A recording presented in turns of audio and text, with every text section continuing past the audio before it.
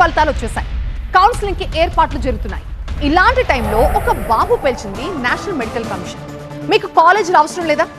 కాలేజీల నిర్వహణ ఇంత అధ్వానంగా ఉంటే ఎంబీబీఎస్ సీట్ల కేటాయింపు ఎలా చేయాలంటూ తెలంగాణ ప్రభుత్వంపై అసంతృప్తిని వ్యక్తం చేస్తోంది నేషనల్ మెడికల్ కమిషన్.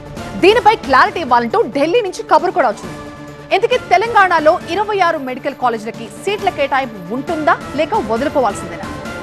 తెలంగాణలో కొత్తగా ఏర్పాటైన ప్రభుత్వ వైద్య కళాశాలల పనితీరు సరిగా లేదంటోంది జాతీయ వైద్య కమిషన్. రాష్ట్రంలోని 26 ప్రభుత్వ వైద్య కళాశాలల్లో అనేక లోపాలు ఉన్నట్టు గుర్తించింది.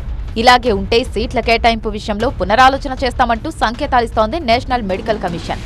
తెలంగాణలోని 26 మెడికల్ కాలేజీల్లో 2700 సీట్లున్నాయి.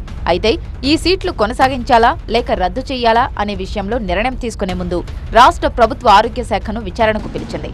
ఈ నెల 18న ఢిల్లీలో వ్యక్తిగత విచారణకు హాజరు కావాలని ఆరోగ్య శాఖ కార్యదర్శి వైద్య విద్య సంచాలకులను ఆదేశించారు under graduate medical education board director Shukla Meena.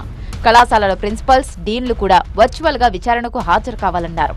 ప్రతి ఏటా వైద్య కళాశాలల్లో ఎంబీబీఎస్ సీట్లను భర్తీ చేసే ముందు తనిఖీలు నిర్వహించడం ఆనవాయితీ. యూజీఎంఎస్ఆర్ 2023 నిబంధనల ప్రకారం విద్యార్థుల సంఖ్యకు తగినట్టుగా కాలేజీల్లో మౌలిక వసతులతో పాటు విద్యార్థులు ప్రాక్టికల్స్ చేసుకోవడానికి అవసరమైన సదుపాయాలు, డిజిటల్ రికార్డింగ్, సీసీటీవీ వంటివి ఉన్నాయో లేదో పరిశీలిస్తుంది.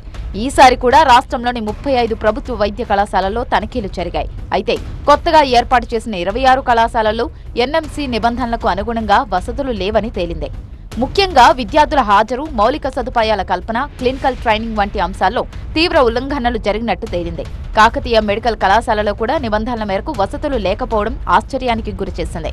ఈ లోపాలపై ఎన్ఎంసీ గతంలో షోకాజ్ నోటీసులు ఇచ్చినా కాలేజీలు సమాధానాలు సంతృప్తికరంగా లేవని పేర్కొంది. ఈ నేపథ్యంలో విచారణకు రావాల్సిందిగా అధికారులకు ఆదేశాలందాయి. ఈ నెల 18న విచారణలో అధికారులు ఏం చెప్తారు, సదుపాయాలను మెరుగుపరిచేందుకు అధికారులు ఏం చర్యలు తీసుకుంటారు అనే దానిపైనే మెడికల్ సీట్ల కేటాయింపు ఆధారపడి ఉంటుంది.